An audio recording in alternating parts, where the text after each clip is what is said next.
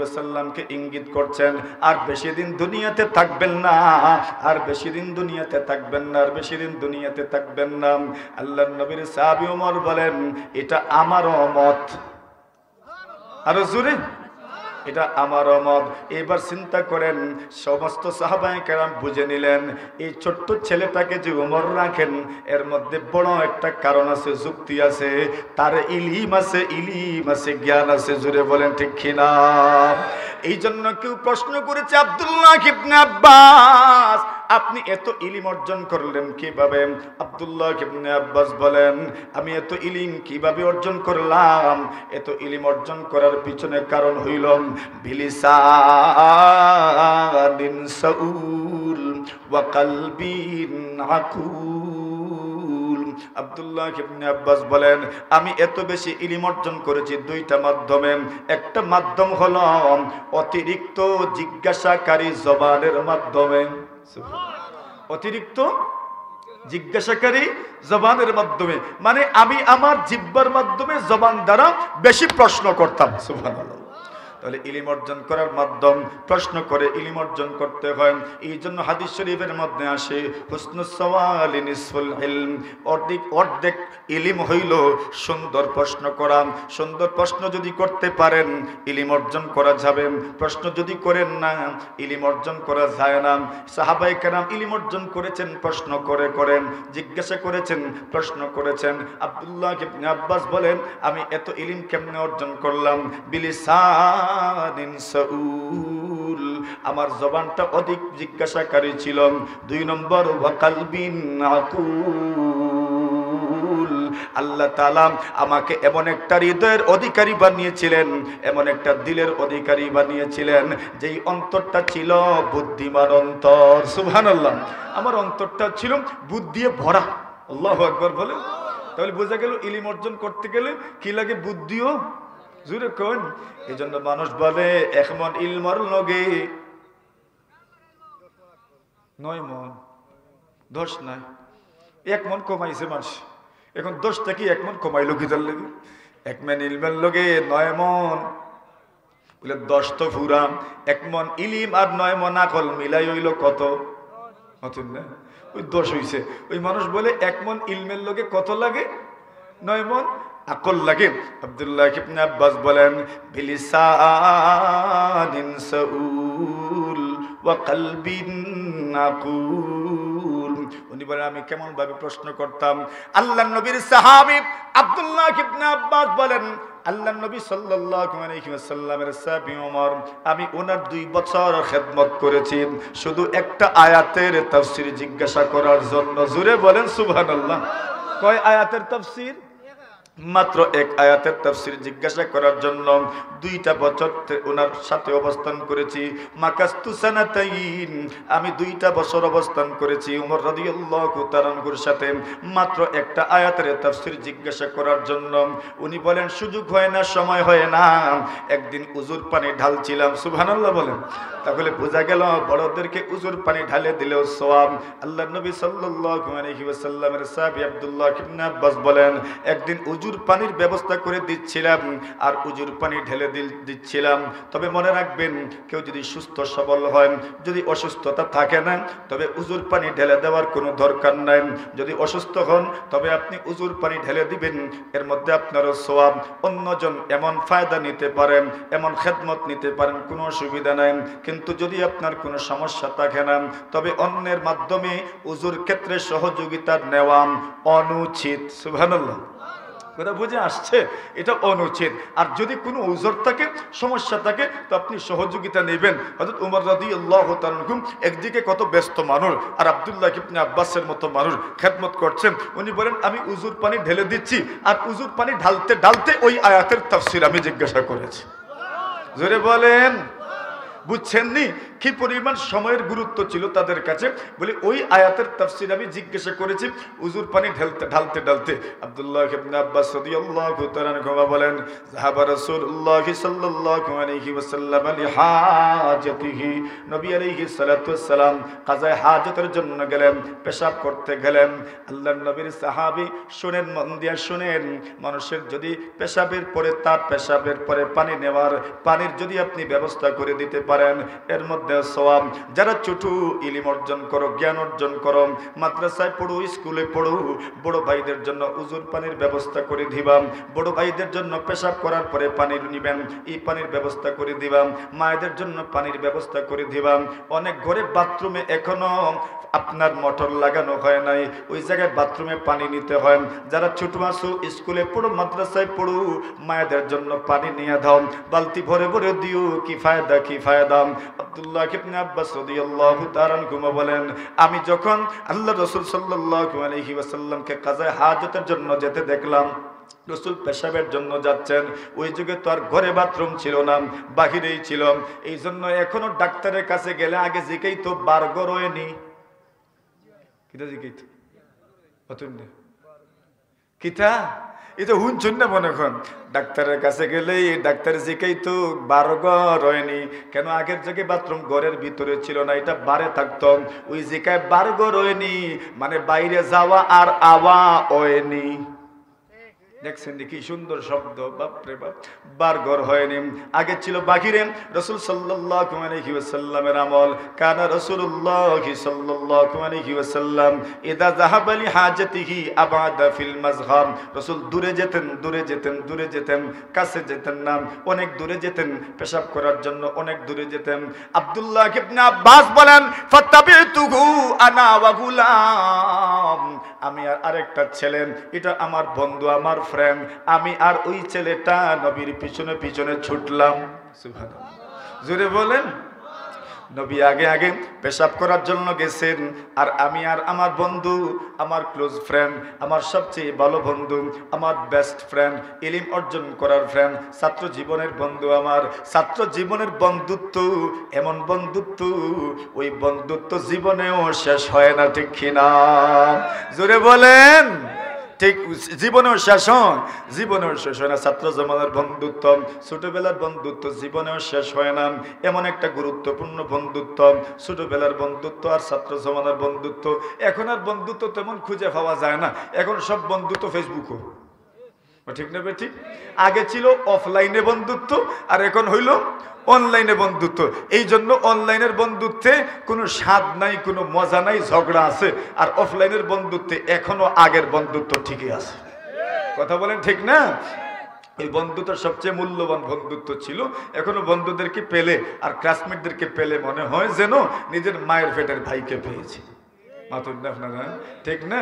এখন আল্লাহর বান্দা আব্দুল্লাহ ইবনে আব্বাস বলেন, ফাতাবিউতুহু আনা ওয়া গুলাম, আমি আর ওই ছেলেটা নবী আলাইহিস সালাতু ওয়াস সালামের পিছনে পিছনে ছুটলাম।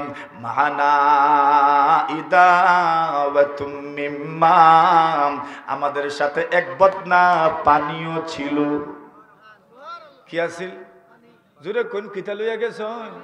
পানি লইয়া গেছেন। এইবার আব্দুল্লাহ ইবনে আব্বাস বলেন, আমরা পানি নিয়ে গেলাম। এরপর আমি আল্লাহ হাত্তা ইদা কুনতু ইনদা কিবাইহি, নবী আলাইহিস সালাতু ওয়াস সালামের পায়ের গোড়ালির একদম পিছনে ছিলাম, মানে নবীজির এত কাছে ছিলাম। নবীজি পেশাব করছেন, এর দ্বারা বোঝা যায় কেউ যদি পেশাব করতে চান তাহলে পর্দার মাধ্যমে মানুষের কাছেও পেশাব করতে পারো, জায়েজ আছে। সুবহানাল্লাহ। আব্দুল্লাহ ইবনে আব্বাস রাসূলুল্লাহর একদম নিকটে, আর উনি এই জন্য দেখেন না মসজিদের বাথরুমে পেশাবে যে সময় সিরিয়াল ধরে তখন কত ফুট দূর? মাত্র 2 ফুট, আর নাই 2.5 ফুট, আর নাই 3 ফুট। বলে জায়েজ নেই, বলে জায়েজ আছে। জোরে বলেন সুবহানাল্লাহ। আব্দুল্লাহ ইবনে আব্বাস বলেন, হাত্তা ইদা কুনতু ইনদা কিবাই, আমরা যখন রাসূল সাল্লাল্লাহু আলাইহি ওয়াসাল্লামের একদম পাশে ছিলাম, আল্লাহ রাসূলের পায়ের গোড়ালি আর আমার মধ্যে বেশি দূরত্ব ছিল না, আমি পানির বদনা রেখে দিলাম। নবী যখন পেশাব শেষ করলেন, এরপরে ঢিলা নিলেন, ঢিলা নেওয়ার পরে পয়গম্বর আলাইহিস সালাতু ওয়াসসালাম এইবার পানি নিলেন। পানি নিয়েছেন, আল্লাহ রাসূল তো নিজে পানি নিয়ে যান নাই, পানি কে রেখেছে তাও দেখেন নাই। আল্লাহর পয়গম্বর আলাইহিস সালাতু ওয়াসসালাম এইবার সাহাবীদেরকে এসে বলেন, মান ওয়াদাল মা, পানি কে রেখেছে, পানি কে রেখেছে, পানি কে রেখেছে? আব্দুল্লাহ ইবনে আব্বাস বলেন, আমি পানি রেখেছি ইয়া রাসূলুল্লাহ। আব্দুল্লাহ ইবনে আব্বাস বলেন, ফাদাম্মানি রাসূলুল্লাহ সাল্লাল্লাহু আলাইহি ওয়াসাল্লাম। আব্দুল্লাহ ইবনে আব্বাস বলেন, আমার রাসূল সাল্লাল্লাহু আলাইহি ওয়াসাল্লাম আমাকে এইভাবে কোলে জড়ায়া ধরেছেন। জোরে বলেন, আমাকে এইভাবে যখন কোলে জড়ায় ধরেছেন, ফাদাম্মানি রাসূলুল্লাহ সাল্লাল্লাহু আলাইহি ওয়াসাল্লাম, নবী আলাইহিস সালাতু ওয়াসসালাম আমাকে এইভাবে কোলে জড়ায় ধরছেন। শুধু কোলে জড়ায় ধরেন নাই, আমার জন্য দোয়া দিয়েছেন, আল্লাহুম্মা আল্লিমহুল কিতাব ওয়া ফাক্কিহু ফিদ্দীন। আয় আল্লাহ, আমার আব্দুল্লাহকে কোরআন সুন্নাহর ইলম দান করো, আর তাকে দ্বীনের সহি সমাজ দান করো। জোরে বলেন সুবহানাল্লাহ। আব্দুল্লাহ ইবনে আব্বাস বলেন, ওই যে দোয়া করেছেন রাসূল সাল্লাল্লাহু আলাইহি ওয়াসাল্লাম, এক দোয়াতেই বেড়া পার। কি করছিলেন না, কিতা করছিলে তাই? খালি পেশাব করার পরে ফানি লুয়ার লাগি ফানি দিসলা। সুবহানাল্লাহ। আরো জোরে। দেখছেন নি কি আমল? ওই ছোট্ট আমল আপনার কাছে ছোট মনে হয়, কিন্তু ওই আমল ছোট নয়।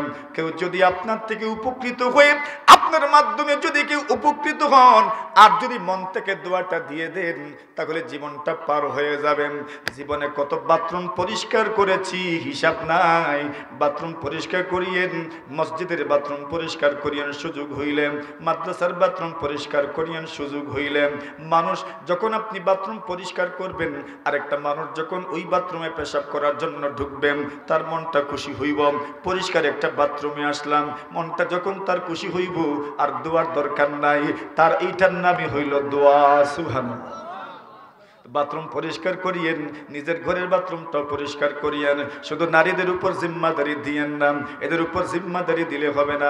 তাদের কাজের অভাব নাই, সন্তানটা কোন সময় দরজা পার হইয়া কোথায় চলে যায় ওই দিকে খেয়াল রাখবে, নাকি বাথরুম হারপিক নিয়ে ধৌত করব। এই জন্য নিজে একটু সহযোগিতা করিয়েন, ঘরের ফ্লোরটা মুছতে একটু সহযোগিতা করিয়েন। কেন? ওইটা যদি পরিষ্কার রাখতে পারেন, তাহলে আল্লাহ তাআলা আপনার আমলনামায় সওয়াব দান করবেন। আপনি উজুর পানির ব্যবস্থা করে দিয়েন, মানুষের পেশাব করার পরে পানি নেওয়ার ব্যবস্থা করে দিয়েন, বড় ভাইদের ব্যবস্থা করে দিয়েন, ছোট ভাইদেরও ব্যবস্থা করে দিয়েন, বড়দের জন্য কাজ করিয়েন। বাবার পাল্লের জুতাটা একটু পায়ে পড়ায়া দিয়েন, মায়ের জুতাটাও পায়ে পড়ায়া দিয়েন। দোয়া বলতে হবে না, বলতে হবে না।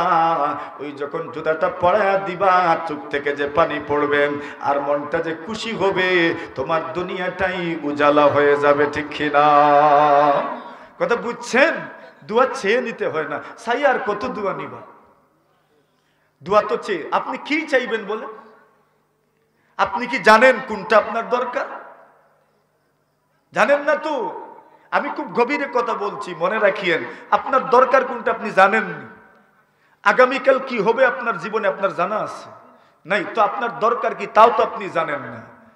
আপনি যেটা চাইছেন এটা আপনার জন্য উপযোগী নাও তো হইতে পারে। সুতরাং মানুষের খেদমত করা, খেদমত করলে আর দোয়া চাইতে হবে না। যেটা আপনার দরকার আল্লাহ আপনাকে এটাই দান করবেন। আব্দুল্লাহ ইবনে আব্বাস বলেন, এভাবে আমি ইলম অর্জন করেছি।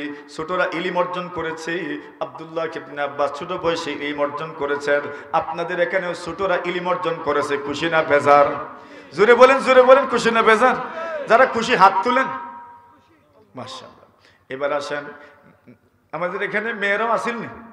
জোরে কোন? আরো জোরে। মেয়েরাও আছে।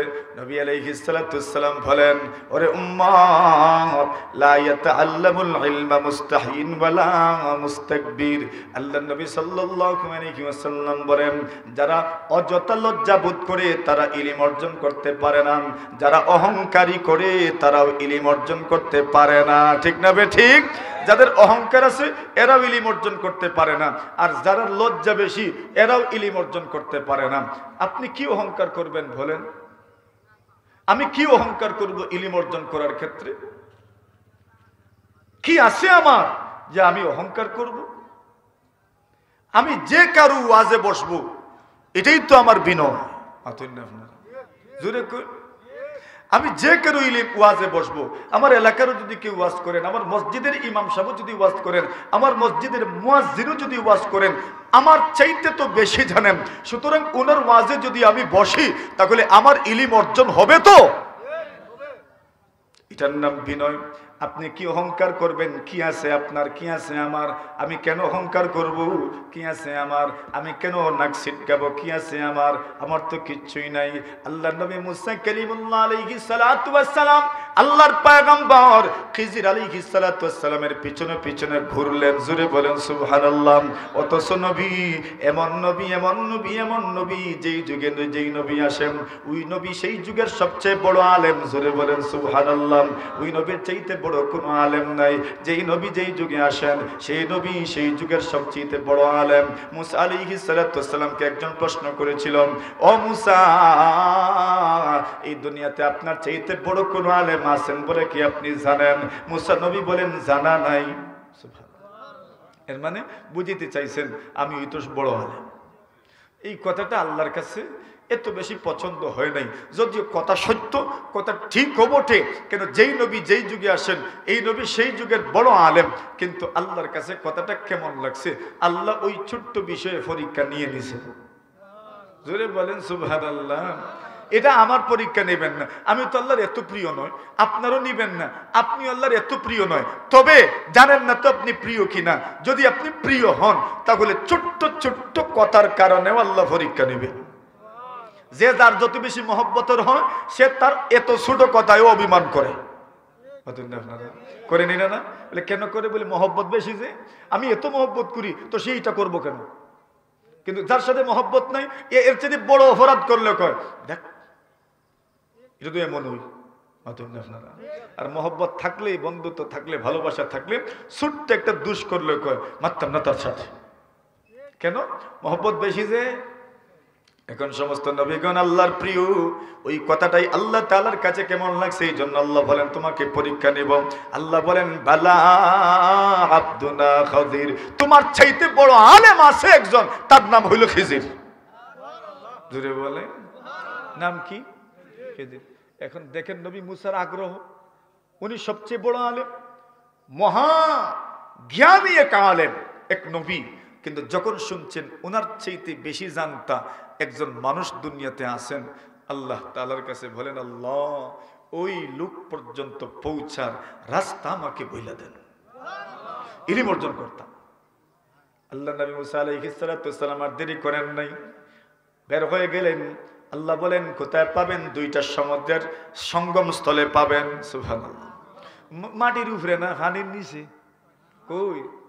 পানির নিচে, মাটির উপরে না, এমন রাস্তা। এবার মুসা নবী বলেন পাবো কেমনে? রাস্তাটা এবার চিনবো কেমনে? আল্লাহ বলেন তুমি একটা থলির মধ্যে, ব্যাগের মধ্যে একটা মাছ নেও, ওই মাছটা জিতা হইয়া যেই জায়গাতে সাগর দিয়া ডুবব ওই রাস্তা যদি ফলো করতে পারো আল্লাহর বান্দাকে সেই জায়গাতেই পেয়ে যাবে। সুবহানাল্লাহ। এখন ঘুরতে ঘুরতে ঘুরতে ঘুরতে সফর করতে করতে করতে করতে এমন ক্লান্ত হয়েছেন, হঠাৎ ঘুম চলে আসছে। ঘুমাইবেন কি? এখন আপনার তো তবলিগে গেলে মাশাআল্লাহ কমপক্ষে খেতা তলফানি তো লইয়া যাওয়া যায়, কিন্তু আর না হইলো কমপক্ষে ফার্ম যে দেয় একটা, এটার নাম কি তা আসেনি একটা ফুলানি যায়, এটাও তো নেওয়া যায়। ওইখানে তো আর এগুলো কিচ্ছুই ছিল না। দুইজন মুসার ইউসুফ বিন নুন আলাইহিস সালাতু ওয়াস সালাম যেতে যেতে এমন একটা কষ্ট লাগছে, ঘুম চলে আসছে, একটা পাথরে মাথা দিয়া ঘুমাই গেছে। জোরে বলে ইলম অর্জন করতে বের হও, পাথরেও মাথা দিয়ে ঘুমাইতে হয়। সুবহানাল্লাহ। ইলম অর্জন এত সহজ নয়, এত সহজ নয়। আব্দুল্লাহ ইবনে আব্বাস চাদরটা মাথার নিচে দিয়ে আল্লাহর নবী সাল্লাল্লাহু আলাইহি ওয়াসাল্লামের সাহাবীর দরজার সামনে একবারে শুয়ে পড়েছেন, দুলাবালু শরীরে লাগছে, এরপরেও ইলম অর্জন করার থেকে বিরত থাকেন নাই। কেন? ইলম এত দামি, এত দামি, এত দামি, এত দামি, আমার জীবন বিসর্জন দিয়ে হইলেও ইলম অর্জন করা দরকার, ঠিক কি না? মুসা আলাইহিস সালাম বলেন, ঘুমাইলাম, এখন ঘুম থেকে উঠার পরে ঘুমে থাকতে থাকতে মাছ জিতা হইয়া সমুদ্রকে সুড়ঙ্গ করে চলে গেছে। জোরে। এখন ইউসা বিন নুন তো খাদিম, উনি আর বলেন নাই, সামনে চলে গেছে, রাস্তা সামনে না ফালাইয়া গেছেন কি? জোরে কোন ফালাইয়া গেছেন কি? যত সামনে যান, এইবার মুসা আলাইহিস সালাতু সালাম বলেন, আতিনা গাদাআনা লাকাদ লাকিনা মিন সাফারিনা হাদা নাসাবা। তাড়াতাড়ি খাবার দাও, বড় ক্ষুধা লাগছে। ওই মনে হইছে উনার মাছ তো নাই। সুবহানাল্লাহ। উনি বলেন, ইয়া রাসূল, নবী মুসা, মাছটা তো যখন ঘুমিয়েছিলেন ওই সময়ই বের হয়ে চলে গেছে। মুসা নবী বলেন, তো বললেন না কেন? এটাই তো আমাদের গন্তব্য। আবার ফিরে আসলেন, গেলেন, খিজিরের সাথে সাক্ষাৎ হইল। সাক্ষাৎ হওয়ার পরে কি বলেন? আল্লাহু আকবার, হাল আত্তাবিউকা আলা আন তুআল্লিমানি মিম্মা উল্লিমতা রুশদা। আল্লাহর নবী মুসা আবেদন করেন, ওগো আল্লাহর ওলি, ওগো আল্লাহর বান্দা, আল্লাহর প্রিয় মানুষ, হাল আত্তাবিউকা, আমি কি আপনার পিছনে পিছনে আসতে পারি? আমি কি আপনার পিছনে ঘুরতে পারি? আমি কি আপনার সাথে থাকতে পারি গো? কেন থাকবেন? কেন থাকব? আপনি আলা আন তুআল্লিমানি, আপনি আমাকে শিক্ষা দিবেন, মিম্মা উল্লিমতা রুশদা, আল্লাহ আপনাকে যা শিখিয়েছেন ওই শিক্ষার থেকে আমাকে সামান্য হইলেও শিখাবেন। সুবহানাল্লাহ। ঘুরছেন নি পিছনে পিছনে? মুসা নবী ঘুরছেন খিজির আলাইহিস সালাতু ওয়াসসালামের পিছনে পিছনে ইলম অর্জন করার জন্য। আমি কে আর আপনি কে? সুবহানাল্লাহ। আমি আর আপনি কে? বলে আমি কইতাম আমার ইলম আছে। মুসা আলাইহিস সালাম ঘুরছেন খিজির আলাইহিস সালামের পিছনে পিছনে। খিজির বলেন, আপনি পারতাই না। সুবহানাল্লাহ। কেটে কইছেন আপনার দ্বারা হইতো না। বলে কিতার লাগি? আপনি হইলা শরীয়তের নবী, আমি হইলাম তাকওয়িনী নবী। আপনার এক ধ্যান ধারণা, আপনার শরীয়ত এক জাতের, আমার শরীয়ত আরেক জাতের, দুজনের মাইল লাগবো। সুবহানাল্লাহ। কিতা লাগবো? মাইল লাগছেও। এখন কিতা লাগছে এটা কইতাম না আজকে, ওইদিকে যাওয়ার কথাও না আমার। না ওইদিকে না, ওইদিকে আরেকদিন যাইব না ইনশাআল্লাহ, আল্লাহ সুযোগ দিলেন। আমি বুঝাইতে চেয়েছি যে দেখেন, মুসা আলাইহিস সালাতু ওয়াসসালাম এত বড় নবী হওয়ার পরেও, মহাজ্ঞানী হওয়ার পরেও ইলম অর্জন করার জন্য আরেকজনের পিছনে ঘুরছেননি। তো আমাদেরও উলামায়ে কেরামের দ্বারস্থ হওয়ার দরকার আছে না নাই? ইলম অর্জন করার জন্য উলামায়ে কেরামের দ্বারস্থ হওয়ার দরকার। তবে অহংকার ছাড়তে হবে। 2 নম্বর, অযৌক্তিক লজ্জা ত্যাগ করতে হবে। লজ্জা ভালো জিনিস, আল হায়া মিনাল ঈমান, লজ্জা ঈমানের অংশ, তবে অযৌক্তিক লজ্জা ভালো নয়।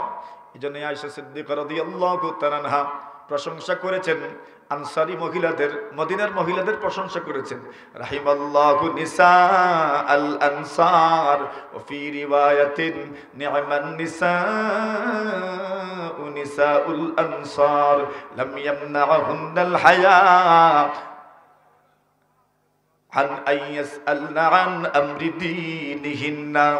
আম্মাজান আয়েশা বলেন, আল্লাহ আনসারী মহিলাদের উপর রহম করুন, লজ্জার কারণে ইলম অর্জন করার থেকে এরা বিরত থাকে নাই। মহিলা হইয়াও এমন এমন প্রশ্ন রাসূলকে করেছে যেটা পুরুষও করত না। সুবহানাল্লাহ। কেন? বলে লজ্জা কইরা হইতো না এখানে, রাসূল গেলে কি, রাসূল চলে গেলে ইলম অর্জন করা আর যাবে না। সুবহানাল্লাহ। তাহলে ইলম অর্জন করার দরকার আসেনি? ইলম ছিল মানুষের কোথায়? সিনায় আসছে কই? জোরে কোন? বইয়ের ভিতরে। কিন্তু এখনো চাবি কার হাতে? জ্ঞানী মানুষের হাতে, উলামায়ে কেরামদের হাতে এখনো চাবি রয়ে গেছে। যদিও ইলিম ছিল মানুষের সিনায়, এসেছে বই পুস্তকের মধ্যে, কিন্তু চাবি এখনো কার হাতে? উলামায়ে কেরামদের হাতে। এই জন্য আমাদের মা বাবারা আমরা নিয়াই কার কাছে দেন? আরে সকালবেলা কই দেন হুজুর, ও দিলাম আনিয়া খালি আড্ডি আমার আর গুছ আপনার। কিন্তু কই নিতে এখন আড্ডি আমার আর গুস্ত আপনার। এটা তো খইয়া আইন আর কি। এর পরে না একটা বাড়ি মারলেও মতন না, খোয়ার সময় কোন কিতা বলে আর আমার আর গুস আপনার। এই জাতি লিমে হইতো না। বাড়ি দড়ি দুইটা যদি খায় না তো কিও রিলিমিতা? বাড়ি না খেলে কি জাতি রিলিম? এই জন্য গল্লাও খাওয়া লাগবো, বাড়ি দড়ি খাওয়া লাগবো নি না? খাইছুন না নিতা মাতুন না? আমিও খাইছি, আপনিও খাইছুন। খেয়ে খাইছে না কোন? সবাই খাইছে। খাইতে খাইতে খাইতে খাইতে আল্লাহ একটা পর্যায়ে এনেছে। সুবহানাল্লাহ। ইলিম কিছু কষ্ট তো করতেই হবে। দিন ইলমের এই মার্কাজ আপনাদের আল্লাহ কবুল করুন, বলেন আমিন। জোরে কইন আমিন। মোটামুটি আলোচনা আমার যা করার করে ফেলছি, আর আলোচনা দরকার নাই। মেহমান আসবেন।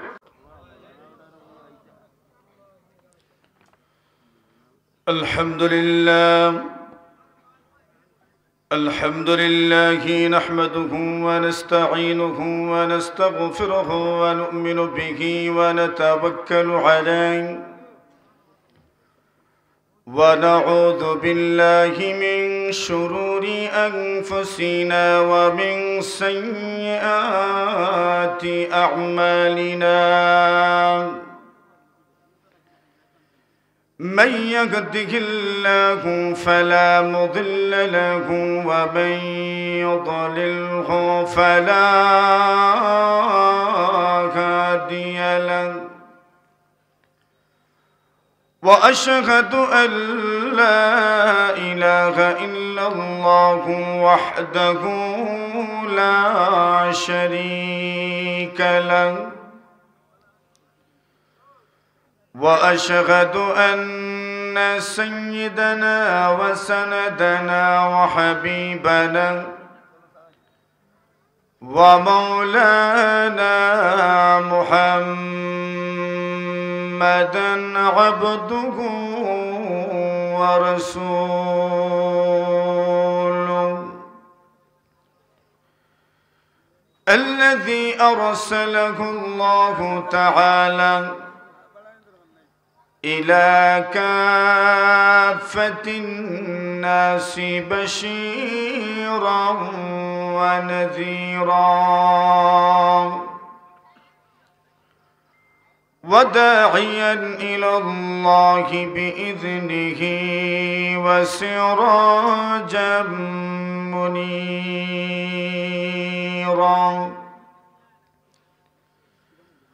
أما بعد فأعوذ بالله من الشيطان الرجيم. بسم الله الرحمن الرحيم.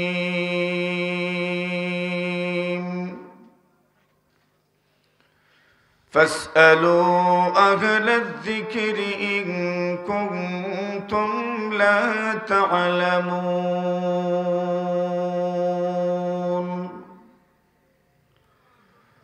وقال رسول الله صلى الله عليه وسلم إن الله لا يقبض العلم انتزاعا ينتزعه من العباد ولكن يقبض العلم بقبض العلماء حتى إذا لم يبق عالما اتخذ الناس رؤوسا جهالا فسئلوا فأفتوا بغير علم فضلوا وأضلوا صدق الله مولانا العظيم صلى الله على سيدنا ومولانا محمد وعلى آله وأصحابه وسلم لا إله إلا الله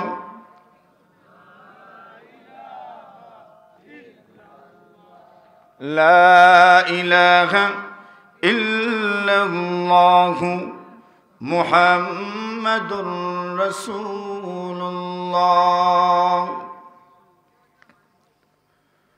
ঐতিহ্যবাহী দ্বীনি বিদ্যাপীঠ নিশ্চিন্তপুর ইসলামিয়া মাদ্রাসা শরীফপুর কোলাউড়া এর ৩১তম বার্ষিক ওয়াজ ও দোয়ার মাহফিলের সম্মানিত সভাপতি মুআজ্জাজ মুকাররম হযরত উলামায়ে কেরাম, মুরব্বী সাহেবান, যুবক ভাইয়েরা, ছাত্র বন্ধুগণ, পর্দার আড়ালে অবস্থানরত অত্যন্ত শ্রদ্ধেয় সম্মানিত মা ও বোনেরা, আলোচনার শুরুতে আল্লাহ রাব্বুল আলামিনের অসংখ্য অগণিত শুকরিয়া আদায় করছি, যিনি মহতে মাহফিলের এ পর্যায়ে আপনাকে আমাকে রহমতে বরকতি শামিয়ানার নিচে বসে কোরআন ও সুন্নাহের আলোকে কিছু কথা বলার ও শোনার তৌফিক দান করেছেন। এজন্য আমরা প্রত্যেকেই আল্লাহ তাআলার শুকরিয়া আদায় করি। আমরা সবাই পড়ি আলহামদুলিল্লাহ। আমার তো ইচ্ছা ছিল বয়ান হবে না, দূরের মেহমান যারা তাদের বয়ান বেশি হওয়ার দরকার। আমরা তো আর আছি, কোনো না কোনো এক মাহফিলে দেখা তো হবেই, ঠিক না? এজন্য বয়ান না করলেও তো অসুবিধা নেই। কে দেখুন আপনারা? না না, ওই তো কেউ বলে না কিছু, এর মানে সবাই আমার কথার সাথে সমর্থন আছে। এটাই তো আমি চাই, আমার পক্ষের লোকজন বেশি থাকার দরকার। ওয়াজ আমি কম করলে এটা আমার ফায়দা, যত কথা কম বলবেন ততই লাভ। আর আপনারাও দূরের মেহমানদের বয়ান মন ভরে শুনলেন, এটা আপনাদের লাভ। দুনো পক্ষেরই তো লাভ আছে। কি দেখবেন আপনারা? মেহমান আছেন, মেহমানরে খুব দ্রুত আনা যাইব। তবে আমি কথা বলবো না যে এমনও নয়, খুব সংক্ষেপে মাত্র কয়েকটি কথা বলবো। ওয়াজ তো অনেক হয়েছে, আমি শুধু এই ইলমি বাগান সম্পর্কে দুটি কথা বলতে চাই। ইলিম, এখানে ছাত্রছাত্রী আপনাদেরকে যা দেখালো, এতে খুশি হয়েছেন না আপনারা? সবাই হয়েছেন না? মনে হয় যারা খুশি হয়েছেন হাত তুলুন। হাত তুলতে কষ্ট, জোরে সোরে একবার তাকবীর দেন। হয় নাই তো? সবাই একসাথে আমরা বলি আল্লাহু আকবার, আরো জোরে। সবাই একবার একটু দাঁড়াইয়া আমরা সামনের দিকে আসি, বইয়া বইয়া না, একটু উবাইয়া, মাশাআল্লাহ, একটু উবাইয়া সামনে আইই আমরা সবাই, মাশাআল্লাহ। বইলে বইয়া আইলে ওইতো নাই, উবাই আইতাম। আইসেন সবাই, মাশাআল্লাহ। খুশি হইছেন নি? কষ্ট যে দিছি খুশি হইছেন নি আপনারা? বেজার হইছেন না? নারাজও নাই, অসন্তুষ্টও নাই, কিচ্ছুই নাই, খুশি নেই। মাশাআল্লাহ। যারা আপনারা রয়ে গেছেন, উঠছেন না, আমি আপনারাও হইয়ার তোরা একটু কষ্ট করিলেন আর উঠিয়ে তোরা কষ্ট করি সামনে আলো, মাহফিলটা সুন্দর হইব ইনশাআল্লাহ। মাশাআল্লাহ, মাশাআল্লাহ। আল্লাহ কবুল করুক, হোক আমিন। আরো জুড়ে। একটা সময় ছিল ইলিম মানুষের সিনার মধ্যে ছিল, অতঃপর ইলিম কিতাবের মধ্যে আসলো।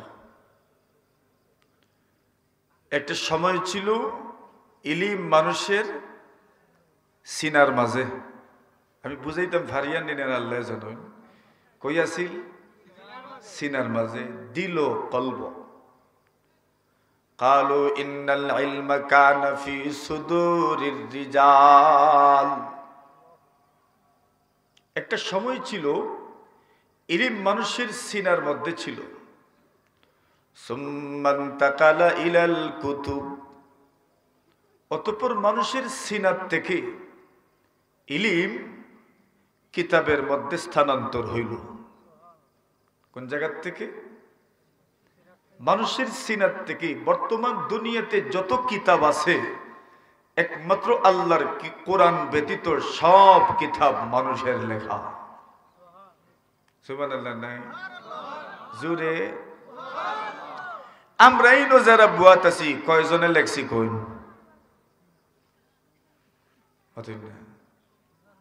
লেখছেন না, পড়ছেন তো। তাহলে এবার চিন্তা করেন, এখানে যারা আমরা আছি, আমরা কোনো কিতাব লিখি নাই, কোনো বই লিখি নাই, তো মানুষের সিনার মধ্যে যে ইলিম ছিল ওই ইলিম স্থানান্তর হয়ে এসেছে কিতাবের মধ্যে, পুস্তিকার মধ্যে। তো যদিও কিতাবের মধ্যে ইলিম এসেছে, কিন্তু এখনো ইলমের চাবি জ্ঞানী মানুষের হাতেই রয়েছে। ইলমের চাবি কার হাতে? জ্ঞানী মানুষের হাতে। ইন্নাল ইলমা কানা ফি সুদুরির রিজাল সুম্মা ইন্তাকালা ইলাল কুতুব ওয়াসারাত মাফাতিহুহু বিআইদির রিজাল। যদিও ইলম মানুষের সিনার ভিতরে ছিল, সেখান থেকে স্থানান্তর হয়ে পুস্তিকার মধ্যে আসলো, কিন্তু এখনো ইলমের চাবি, জ্ঞানের চাবি জ্ঞানী মানুষের হাতে রয়ে গেছে। যতক্ষণ পর্যন্ত আপনি জ্ঞানী মানুষের দ্বারস্থ হবেন না, ততক্ষণ পর্যন্ত ইলমের নূর আপনি পাবেন না, ঠিক কিনা? ইলমের নূর পেতে হলে জ্ঞানী মানুষের ধারেই আপনাকে যেতে হবে। এদের দ্বারস্থ না হওয়া পর্যন্ত ইলমের নূর পাবেন না, কেননা চাবি এখনো তাদের হাতে। সুবহানাল্লাহ বলেন। চাবি ছাড়া যদি গাড়ি চালাইতে চান তো ঠেলানি ছাড়া আর কোনো গতি নেই। ঠেলানি লাগবো। আর চাবি ছাড়া যদি কারো ঘরে ঢুকতে চান তাহলে তালা কাটা ছাড়া কোনো গতি নাই। আর ইলিম এমন এক সম্পদের নাম, এটা চুরিও করা যায় না। চুরি করা যায়? ইলিম এমন এক সম্পদের নাম, যেই সম্পদ কোনোদিন চুরি করা যায় না। এটা জীবনেও কেউ চুরি করতে পারবে না। ইলিম এমন এক সম্পদের নাম, এটাকে চুরি করা যায় না। এবার বলছেন ইলিম আপনি অর্জন করবেন কোথা থেকে? আমরা তো বুঝতে পারলাম ইলিম মানুষের সিনার মধ্যে ছিল, মানুষের সিনার থেকে আসলো বই পুস্তকের মধ্যে। এবার বই পুস্তকে যে ইলিম আছে ওইটার চাবিও জ্ঞানী মানুষের হাতে। তো ইলিম আপনি অর্জন করবেন কোথা থেকে? খতিব বাগদাদি রাহিমাহুল্লাহু তাআলা লেখেন, ইয়াকুনু কাদ আখাযা ফিকহু মিন আফওয়াহিল উলামা লা মিনাস সুহুফ। খতিব বাগদাদি লিখেন, একজন মানুষের জন্য উচিত সে ইলিম অর্জন করবে উলামায়ে কেরামের জবান থেকে। লা মিনাস সুহুফ, শুধু বই পুস্তক পড়ে কেউ আলিম হতে পারবে না। শুধু বই পুস্তক পড়ে কেউ জ্ঞানী হতে পারবে না যতক্ষণ পর্যন্ত উলামায়ে কেরামের কাছ থেকে ইলম অর্জন না করবে। এই জন্য আমাদের মা বাবা সকালবেলা আমাদেরকে বক্তব্য দিতেন। এরপরে যখন একটু বড় হলাম আমাদেরকে মাদ্রাসার বারান্দায় আর না হয় স্কুলের বারান্দায় ঘোরার জন্য দিলেন। কেন? ইলম অর্জন করতে হয় মানুষের জবান থেকে। ইয়াকুনু কাদ আখাযা ফিকহাহু মিন আফওয়াহিল উলামা লা মিনাস সুহুফ। উলামায়ে কেরামদের জবান থেকে ইলম অর্জন করতে হয়। উলামায়ে কেরামের জবান থেকে যখন ইলম অর্জন করতে হবে তাহলে উলামায়ে কেরামদেরকে আমরা বাড়িতে কিনে নিয়ে আসব নাকি তাদের কাছে যাওয়া লাগবে? জোরে কোন, জোরে কোন। তাদের কাছে যাওয়া লাগবে। এই জন্য দেখে যে আগের যুগে এবং এখনো আল্লাহর কিছু বান্দারা আছেন যারা দূরে দূরে উলামায়ে কেরামের কাছে যান, সপ্তাহে যান, জুম্মাবারে যান, অন্য সময়ে যান, উলামায়ে কেরামদের কাছে কিছু সময় বসেন, কিছু ইলম অর্জন করতে চান। আল্লাহু আকবার। আব্দুল্লাহ ইবনে আব্বাস রাদিয়াল্লাহু তাআলা আনহুমা বলেন, আব্দুল্লাহ ইবনে আব্বাস রাদিয়াল্লাহু তাআলা আনহুমা ইলম অর্জন করার জন্য এই পরিমাণ কষ্ট করেছেন। আপনি এসেছেন কোথা থেকে? বড়জুন নিশ্চিন্তপুর থেকে, আর না হয় দত্তগ্রাম থেকে, আর না হয় মজমপুর থেকে, আর না হয় বুইগাঁও থেকে, আর না হয় মাদানগর থেকে, আর না হয় দক্ষিণ পূর্ব পশ্চিম উত্তরের যে কোনো একটা গ্রাম থেকে। কি পরিমাণ দূরত্ব হবে? মাত্র 1 কিলো নয়, 2 কিলো নয়, 3 কিলো, 4 কিলো, 5 কিলোই হইল, এর চাইতে তো আর বেশি হওয়ার কথা নয়। আব্দুল্লাহ ইবনে আব্বাস রাদিয়াল্লাহু তাআলা আনহুমা বলেন, আমি যখন জানতাম এই দুনিয়াতে কোনো মানুষের সিনায় একটা মাত্র হাদিস আছে, ওই হাদিসটা শেখার জন্য আমি যাত্রা শুরু করতাম, সফর শুরু করতাম। একদিন, 2 দিন, 3 দিন, 4 দিন, 5 দিন করে আমি সফর করতে করতে ওই আলিমের ঘর পর্যন্ত পৌঁছে যেতাম। কোনো সময় ওনার ঘর পর্যন্ত পৌঁছতে 3 দিন সময় লেগে যেত, কোনো সময় তো আমার 4 দিন সময় লেগে যেত, কোনো সময় তো 5 দিন সময় পর্যন্ত লেগে যেত। এই অঞ্চলের মানব ইলম অর্জন করার জন্য, ওয়াজ শোনার জন্য বরুণায় গিয়েছেন, এমনও দৃষ্টান্ত আছে না নাই? জুড়ে কইনা আছে না নাই? ইলম অর্জন করার জন্য 40 মাইল পর্যন্ত গিয়েছেন, 40 কিলো পর্যন্ত গিয়েছেন। এই জন্য আব্দুল্লাহ ইবনে আব্বাস বলেন, আমি 1 দিন, 2 দিন, 3 দিন, 4 দিন, 5 দিন, 6 দিন, কোন সময় তো 1 মাসের দূরত্ব আমি অতিক্রম করেছি। আব্দুল্লাহ ইবনে আব্বাস রাদিয়াল্লাহু তাআলা আনহুমা বলেন, আমি ইলম অর্জন করার জন্য রওনা হইলাম। কোন সময় গরমের মৌসুম, চতুর্দিকে ধুলা ভালো। আরবে যারা আছেন তারা জানেন আরবের মাটি এত শুকনা মাটি এবং ধুলার অভাব নাই, দুর্বলের কোনো অভাব নাই। আর ওই সময়ের অবস্থা তো আরো করুণ ছিল। এখন তো কিছুটা নাই উন্নত, এখন তো রাস্তাঘাটও আছে। ওই যুগে তো রাস্তাঘাটও ছিল না, পাহাড়ি অঞ্চল ছিল, পাহাড় কেটে রাস্তা বানানোর কোনো মুরত ছিল না, কোনো সুযোগও ছিল না। এমন রাস্তা মরুভূমি দিয়ে হাঁটতে হয়, পাহাড়ি অঞ্চল, পাহাড়ের পথ মারিয়ে গন্তব্যে যেতে হয়। আব্দুল্লাহ ইবনে আব্বাস বলেন, আমি যেতে যেতে ক্লান্ত হয়ে যেতাম। আমি যখন ওনার বাসা পর্যন্ত পৌঁছলাম, ওনার রেস্টের সময়, ওনার আরামের সময়, ওনার বিশ্রামের সময়, এখন আমার কি করণীয়? আব্দুল্লাহ ইবনে আব্বাস বলেন, আমি একদম ক্লান্ত পরিশ্রান্ত। উনি ঘরের দরজা বন্ধ করে দিয়ে আরাম করছেন, রেস্ট নিচ্ছেন, বিশ্রাম করছেন। আমার শরীরটাও ক্লান্ত হয়ে গেছে, পরিশ্রান্ত হয়ে গেছে। সফর যারা করেন তারা বুঝেন, মাত্র 1 দিনের সফর করলেই পুরাটা শরীর মাটি হয়ে যায়। গাড়ি চললেও শরীরটা যেন মাটি হয়ে যায়। আব্দুল্লাহ ইবনে আব্বাস বলেন, আমি তো পায়ে হেঁটে গিয়েছি, আর না হয় ঘোড়ায় চড়ে গিয়েছি, আর না হয় উঠে চড়ে গিয়েছি, আর না হয় গাধাকে আরোহণ করে গিয়েছি। এইভাবে যখন আমি ক্লান্ত হয়ে পড়ি, আমার গায়ের চাদরটাকে আমি বালিশ বানাইয়াম, ওই চাদরের মধ্যে আমি ঘুমিয়ে যাই। আল্লাহর বান্দা বলেন, এইবার যার কাছে এসে ইলম অর্জন করার জন্য এসেছি, উনি ঘরের দরজা খোলেন। ঘরের দরজা খুলে দেখেন আমি ওনার ঘরের দরজার সামনে শুয়ে আছি। তখন কিন্তু আমার চোখটা লেগে গেছে, আমার ঘুম চলে আসে। যখন উনি আমাকে দেখেন, আরে আব্দুল্লাহ ইবনে আব্বাস কেমন মানুষ, কেমন মানুষ! রাসূল সাল্লাল্লাহু আলাইহি ওয়াসাল্লামের চাচাতো ভাই, জুড়ে বলেন সুবহানাল্লাহ। আল্লাহ রাসূলের চাচাতো ভাই, দু জাহানের সর্দার, তাজদারে মদিনা, সরকারে দু আলম, সাইয়্যিদুল কাউনাইন, ফখরে মওজুদাত, বিশ্ব নবী আরবি সাল্লাল্লাহু সাল্লাল্লাহু আলাইহি ওয়াসাল্লামের চাচাতো ভাই, আল্লাহর নবীজির চাচাতো ভাই আমার ঘরের দরজার সামনে এমন ভাবে শুয়ে আছে। গরমে এত প্রচন্ড গরম, একদিকে গরম, অন্যদিকে ওনার ঘরের সামনে এটা তো পাকা ছিল না, আবার পাকা থাকলেও তো দ্বিতলা নয়। আল্লাহ রাসূল সাল্লাল্লাহু আলাইহি ওয়াসাল্লামের সাহাবী বলেন, বাতাসের কারণে ধুলাবালি আমার গায়ে লেগে, আমার গায়ে এইভাবে লেগেছে, আমার পুরোটা শরীর যেন ধুলায় দূষিত হয়ে গেছে। উনি ঘর থেকে বের হয়ে বলেন, ইয়া আল্লাহ। আরে নবী আলাইহিস সালাতু ওয়াস সালামের চাচাতো ভাই আব্দুল্লাহ ইবনে আব্বাস আমার দরজার সামনে।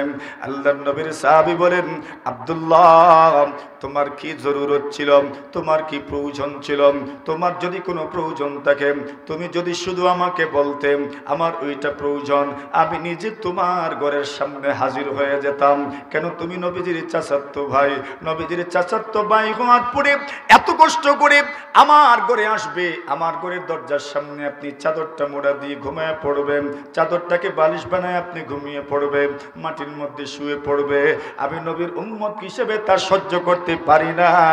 আব্দুল্লাহ ইবনে আব্বাস বলেন, না না তা হতে পারে না, আমি নবীজির চাচাতো ভাই হইতে পারেন, কিন্তু আমি তো ছাত্র, আমি হইলাম ছাত্র, আপনার কাছ থেকে ইলম অর্জন করার জন্য এসেছি।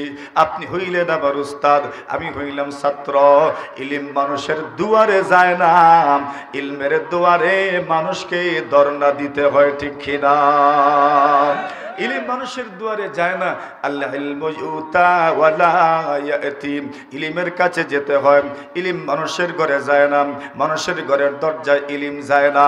ইলমের এত সম্মান, এত সম্মান, ইলম অর্জন করার জন্য উলামায়ে কেরামের দ্বারস্থ হতে হয়, উলামায়ে কেরামের কাছে যেতে হয়। আব্দুল্লাহ ইবনে আব্বাস বলেন, আমি এসেছি আপনার কাছে নাকি রাসূলুল্লাহর ওই হাদিসটা আছে।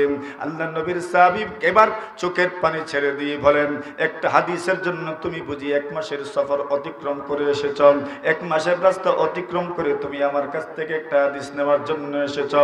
আব্দুল্লাহ ইবনে আব্বাস সম্পর্কে বলা হয়, আব্দুল্লাহ ইবনে আব্বাস রাদিয়াল্লাহু তাআলা আনহু নবী আলাইহিস সালাতু ওয়াস সালামের যখন ইন্তেকাল হয়ে গেল, উনি তখনও ছোট্ট বালক, সবেমাত্র বালিগ হয়েছেন, সবেমাত্র বালিগ হয়েছেন, বয়স 14 কিংবা 15 হবে, এর চেয়ে বেশি নয়।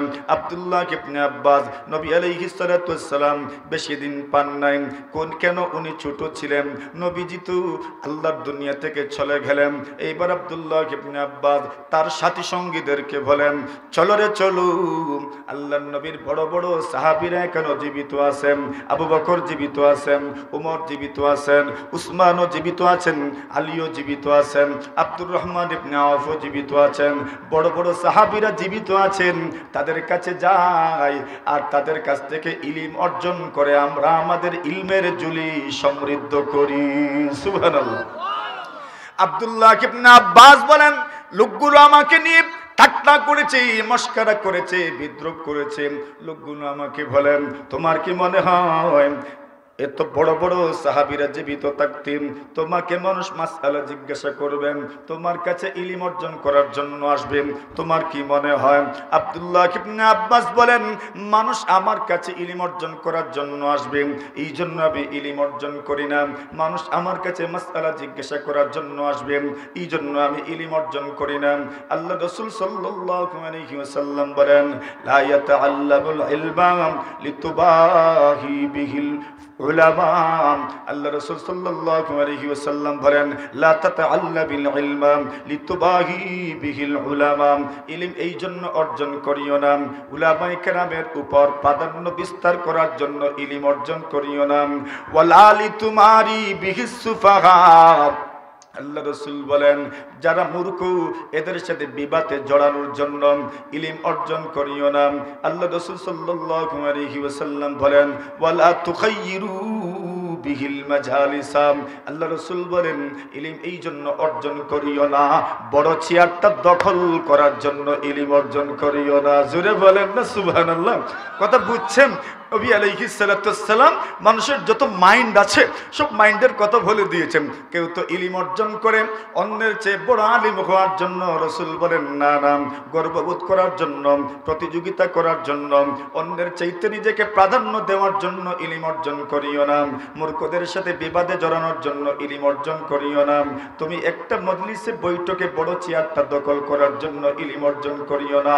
একমাত্র ইলম অর্জন করো আল্লাহর দ্বীনের ঝান্ডাকে বুলন্দ করার জন্য। জোরে বলেন সুবহানাল্লাহ। আব্দুল্লাহ ইবনে আব্বাস বলেন, এইবার লোকগুলো আমাকে প্রশ্ন করে, আব্দুল্লাহ তোমার কি মনে হয় এই পৃথিবীর মানুষগুলো তোমার কাছে মাসআলা জিজ্ঞাসা করার জন্য আসবে, তোমার কাছে ফতোয়া জিজ্ঞাসা করার জন্য কি আসবে? তোমার মনে হয় এত বড় বড় আলেম থাকতে তোমার কাছে আসবে কেন? আব্দুল্লাহ ইবনে আব্বাস বলেন, আমি আমার কাছে মাসআলা জিজ্ঞাসা করার জন্য আসবে এই জন্য ইলম অর্জন করি না, শুধু শুধু আমার ইলমের ঝুলি সমৃদ্ধ করার জন্য আমি ইলম অর্জন করি, শুধু শুধু আমি বুঝার জন্য ইলম অর্জন করি, শুধু শুধু নূর হাসিল করার জন্য আমি ইলম অর্জন করি, শুধু শুধু আমি আলোকিত হওয়ার জন্য ইলম অর্জন করি। যেখানে ইলম থাকবে সেখানে অন্ধকার থাকতে পারে না, ঠিক কি না? ইলম যেখানে আছে সেখানে কি নাই? অন্ধকার নাই। কেন? ইলম হইল নূরের নাম, আল ইলমু নূর, ইলম হইল নূরের নাম। যেখানে ইলম আছে সেখানে অন্ধকার নাই। এইবার আব্দুল্লাহ ইবনে আব্বাস যখন ইলম অর্জন করলেন, ইলম অর্জন করতে করতে এমন একটা পর্যায়ে পৌঁছে গেলেন, আব্দুল্লাহ ইবনে আব্বাস রাদিয়াল্লাহু তাআলা ঘুমা বলেন, এইবার রাসূলুল্লাহর বড় বড় সাহাবায়ে কেরাম যখন দুনিয়া থেকে বিদায় হয়ে গেলেন, আবু বকর দুনিয়া থেকে চলে গেলেন, আরো বড় বড় সাহাবীরা যখন দুনিয়া থেকে চলে গেলেন, এইবার লোকজন আমার কাছে ইলম অর্জন করার জন্য আসে। জোরে বুঝছেন না মনে হয়? ওরা আগে বলেছিল তোমার কাছে কি লোকজন আসবে ইলম অর্জন করার জন্য। উনি বলেন বড়রা যখন চলে গেছেন দুনিয়া থেকে, এখন দেখি লোকজন আমার কাছেই ইলম অর্জন করার জন্য আসে। তো এখন বাকিরা দেখে কি কয়? কি তা কয়? কইতাম নেই আপনারা জোরে কোন কি তা কয়? আমাদের অনেক ক্লাসমেট আছেন যারা আমাদের সঙ্গে লেখাপড়া করেছিল, এবার লেখাপড়া তো আগেই ছেড়ে দিয়েছি, এইবার আমাদেরকে কত প্রশংসা করে বড় মুখ করে ক্লাসমেট বলে পরিচয় দেয়, আমিও বড় মুখ করে ক্লাসমেট হিসাবে গ্রহণ করে নেই। এখন এরা বলতে লাগলো হাজাল ফাতা কানা আকালা মিন্না, কানা হাদাল ফাতা আকালা মিন্না। এবার সমবয়সী লোকজন বলা বলি করতে থাকে। কষ্ট হইতাছে? বুঝো আর নি তা সমবয়সী লোকজন বলা বলি করতে থাকে, এই যে যুবক আমাদের মধ্য থেকে সবচেয়ে চালাক ছিল, সবচেয়ে হুঁশিয়ার ছিল, সবচেয়ে বুদ্ধিমান ছিল, এই জন্য বড়দের কাছে গিয়া ইলম অর্জন করেছেন। বড় বড় সাহাবায়ে কেরাম জীবিত, এই জন্য ইলম অর্জন করেছেন। এটা এত চালাক, এত হুঁশিয়ার, এত বুদ্ধিমানের কাজ করেছেন, আমরা কিন্তু ওই দিন বুঝতেই পারি নাই। এমন একটা পরিবেশ তৈরি হতে পারে, এমন একটা পরিস্থিতি হইতে পারে, আমরা টেরই পাই নাই। এইবার হারে হারে টের পাচ্ছি ওই যুবকের বুদ্ধিটাই সঠিক বুদ্ধি ছিল, ঠিক কিনা? এখন বলেন সবাই তার কাছে আসে আর আমরা চেয়ে থাকি। একজন আব্দুল্লাহ ইবনে আব্বাসকে প্রশ্ন করলো, ভাইজান আপনি এত ইলম কিভাবে অর্জন করলেন? সুবহানাল্লাহ, কত বড় আলেম, ওই কথা কেমনে বুঝাই? আব্দুল্লাহ ইবনে আব্বাস রাদিয়াল্লাহু তাআলা আনহুমা কত বড় আলেম, ওইটা বোঝানোর জন্য ছোট্ট এক ঘটনা আপনারা শোনাই। কষ্ট হইতো না তো ইনশাআল্লাহ?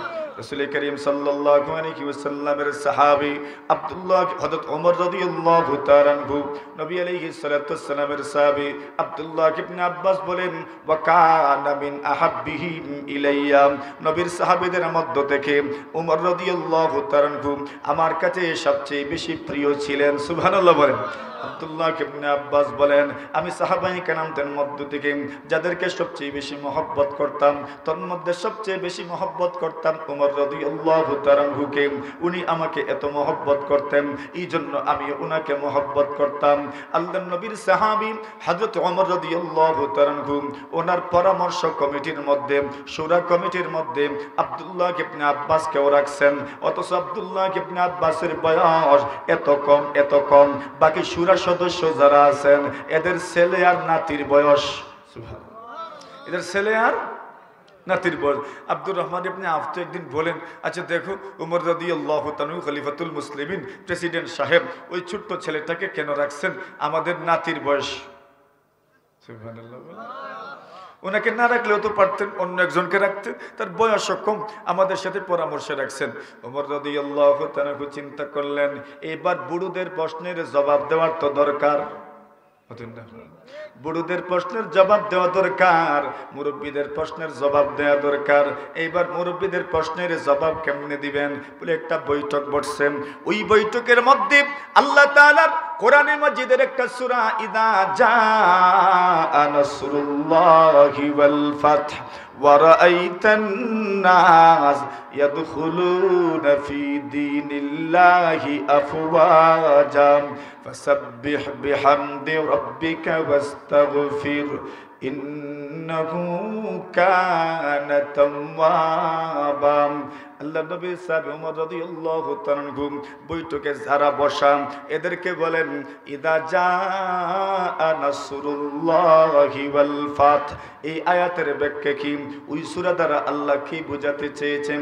কেউ তো বললেন আমাদের জানা নাই, আর কেউ তো বললেন ওই সূরা দ্বারা আল্লাহ পাক মক্কা বিজয় বুঝিয়েছেন, কেউ তো বললেন ওই সূরা দ্বারা আল্লাহ পাক হুদায়বিয়ার সন্ধির কথা বুঝিয়েছেন।